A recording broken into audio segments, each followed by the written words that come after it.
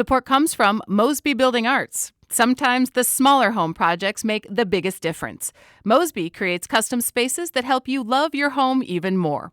For projects big and small, visit callmosby.com. This is St. Louis on the Air from St. Louis Public Radio.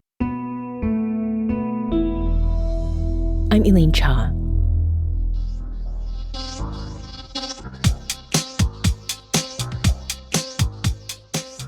Conversation about data centers is happening everywhere. But what's true, what's in the works, and what's up to date isn't so easy to keep track of. STLPR senior environment reporter Kate Grumke and economic development reporter Kavahn Mansouri's latest story provides an overview of the latest in data center regulations in the St. Louis region. And we took to social media to ask you what your data center questions are. And there were a lot of them. So today we're talking with Kate and Kavahn to answer some of those questions. Kavahn, Kate, great to have you here again. Thanks for having us. So let's start with a fundamental question that comes up a lot. What are data centers? Give me a textbook definition, Kate. Yeah, so they're essentially warehouses of computer parts, and they are whirring away. And the reason that we're all talking about them now is mostly because of artificial intelligence. So it's kind of important to think about data centers on different levels, about how big they are. And so in an artificial intelligence data center, it's essentially a huge building of servers, and it's training artificial intelligence. Mm-hmm. Is there a Post-it note you want to add to that, Kavahn? They are highly controversial. As everyone knows, I think we're going to talk about this a lot, but they also are a big resource drain. But we can get into that a little bit, but basically that would be my Post-it note. Okay. Now, on Facebook, Farrell Rassan asked two questions. What good is a data center, and how does the city benefit from it? That ended up spurring a conversation about the different scales of data centers, and that's something that you've just mentioned, Kate, how long data centers have existed and the different purposes of them. So how do data centers differ? And size matters here, right, Kavahn? Absolutely. From acreage to wattage, which is something Kate can speak a lot to, these data centers are vastly different. A lot of times people say, well, we already have data centers in the area. But the data centers we're seeing now because of this AI boom that Kate just sort of referenced is they're on a different level. We're talking about billion-dollar projects that can have, and to that commenter's point, what good can they do? Well, the good side, which is not discussed a lot in the public discourse, but it is part of this conversation, is it can really offer massive, massive incentives when it comes to tax funds to cities, counties, even states. So they're massive in size and scale and power usage and how much sound they generate. Kate can definitely talk about the wattage, which I think is probably the most important part of this. Mm-hmm. Yeah, I like to think about these in terms of how much energy they use, because I think that's a really good way to look at them and get an idea of how big they are. So we've heard people say there are already a dozen data centers in St. Louis, and that is true. So for example, there's a data center called the Tier Point Data Center on Olive, and it is measuring at 2 megawatts. So I'm about to go through a lot of numbers. I hope people can kind of keep up with me. Hang in there, buckle in. So that one that's already existing is rated at 2 megawatts. The Armory data center they want to build is 60 times larger at 120 megawatts. And then the Armory one looks small in comparison to what Google and Amazon Web Services are building in Montgomery County. Mm-hmm. Both of those data centers are each 1,200 megawatts. So they're 10 times the size of the Armory, which is already 60 times the size of what we already have in St. Louis. So I think when you lay it out like that, this is why this has become such a huge talking point, why every headline is about these AI data centers right now. It's because of the scale and the size. Mm-hmm. We'd like to invite you to this conversation. If you have a question about data centers, give us a call at 314-382-8255. That's 314-382-TALK. So on that note of big and huge, Marvin Schilling asked, what is the huge thing going on about High Hill, Missouri. Do either of you know what's going on Yes, with that? it's actually just that massive data center that we just that Kate just mentioned. This is the Montgomery County, as some people sort of call it, data centers. They are two worth $25 billion together, but they are from two different companies. You'll know the names: Google and Amazon's Web Services, which is a huge provider to tons of web hosting. And there's a $15 million data center, and then a $10 million data center that will be popping up. They are massive in scale, both in size and in wattage.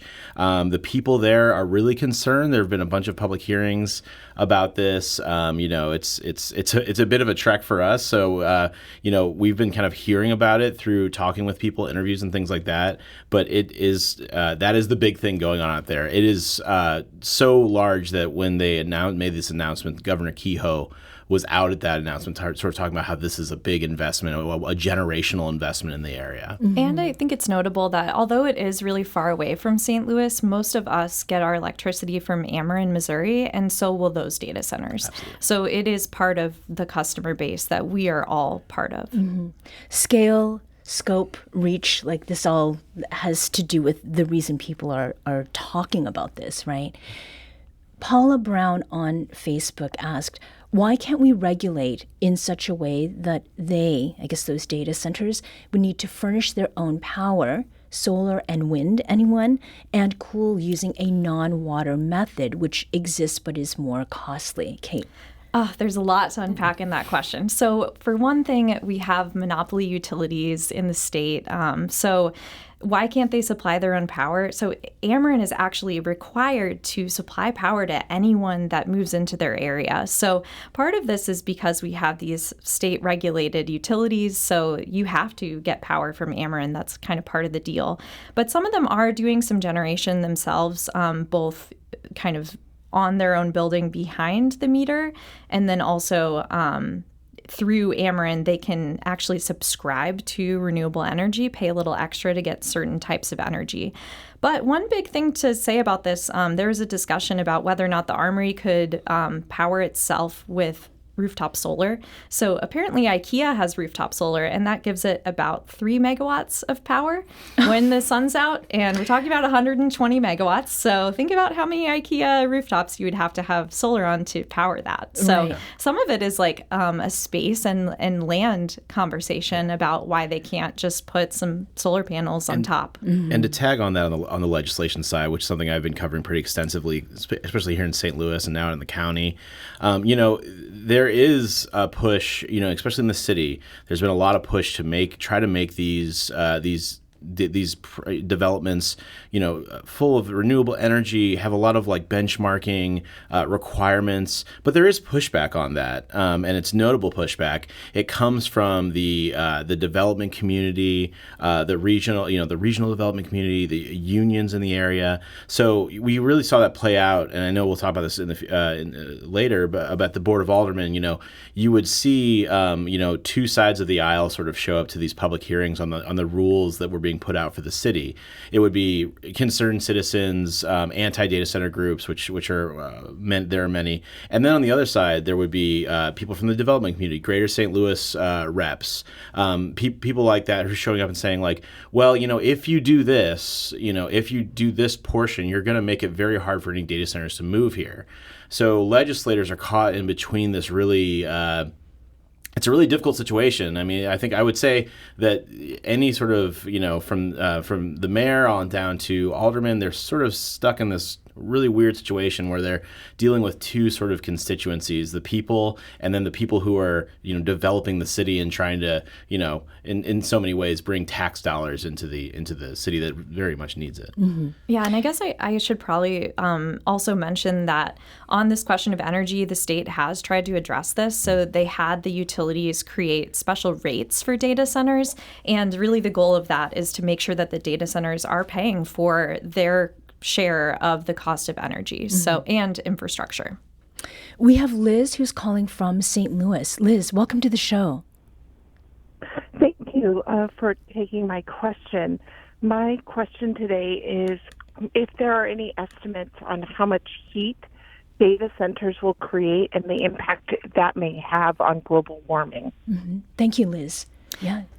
Yes, I have not recently looked at anything that's kind of peer-reviewed, like research about this, so I don't want to guess on that, but I will say that this is a big issue that has come up in some of the attempts to put legislation around data centers coming to the area. So in St. Louis with the Armory, there's a lot about urban heat effect, and they actually want the data centers to track that themselves. So they want to have benchmarks of this is how warm it was on this type of day, and this is how warm it is now after the data center.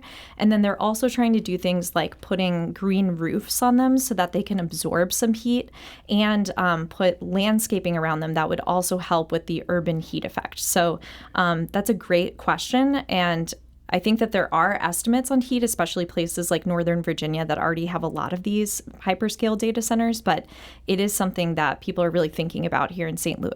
Mm-hmm. And the they that you mentioned, Kate, we're talking about legislators or advocates or both? In this case, yes. So it is kind of both, because the Missouri Coalition for the Environment actually challenged the conditional use permit for the Armory, and through that has been kind of advocating for more around urban heat effect. They already do a lot around that issue in St. Louis, so it's kind of a merge of the people who are making the decisions. It's the Board of Aldermen. It's also kind of these boards that are approving everything, and then the activists who are helping kind of push it in certain directions. Mm-hmm.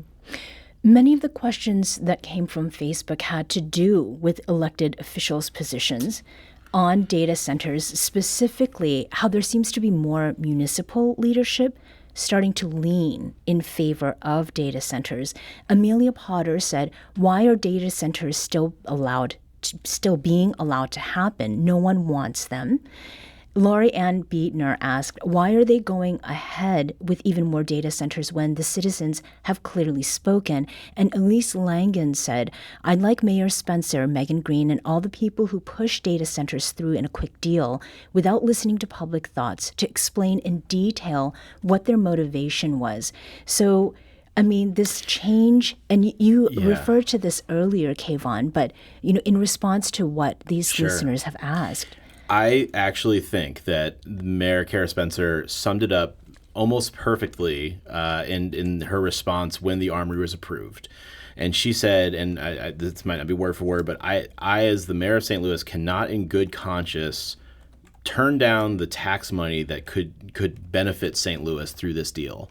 And that really is, if you go to any municipality that's going through this, St. Louis, Festus, I'm sure it's the same out in Montgomery County, anywhere that I've looked into it, interviewed people, it's the same thing. I had the same conversation with the Festus city manager. These funds that are coming in, they are very controversial. So controversial, we saw in Festus half the city council be completely wiped out, and the mayor is facing a possible recall election. It is amount of money that I hate. It was like the cartoon wolf is getting dollar signs in their eyes, because it really truly is, for a city like St. Louis, this sort of investment does not come around very often, and it's massive. There's another side to it, but I'll get to that. But basically, it's hard for no matter where they might stand, it's hard for a elected official who looks at their city and says, well, there are things that we're not being able to do. We can't pick up recycling. We can't do X, Y, Z, to turn down this sort of investment. On the other side of that, talk to any of those individuals. I talk with Mayor Spencer many times. I talk with Megan Green. They do want this to be done responsibly, but it's this tightrope act that it's kind of like, I think I've heard Mayor Spencer say several times, like, not everyone's going to be happy, and you're never going to make anyone happy. But these things, in their eyes, are coming, and there's not a great way to turn them down. Now, I will say. That's not to say that doesn't happen. In St. Charles, they said, no, we're putting a ban on this. Right. Indefinitely. The county has a 6-month moratorium. The city thought about doing that for a while, but it didn't go that way. And I think it truly is, because I think when you are, the person who's looking at the financial state of the city, it's going to be hard to say no, to tax dollars. And I think, I think some people really like see these as like, I hate to be like, but like, like they're like death lasers. But they're not, they're not quite that, these are infrastructure. They're very highly controversial. They use a ton of energy.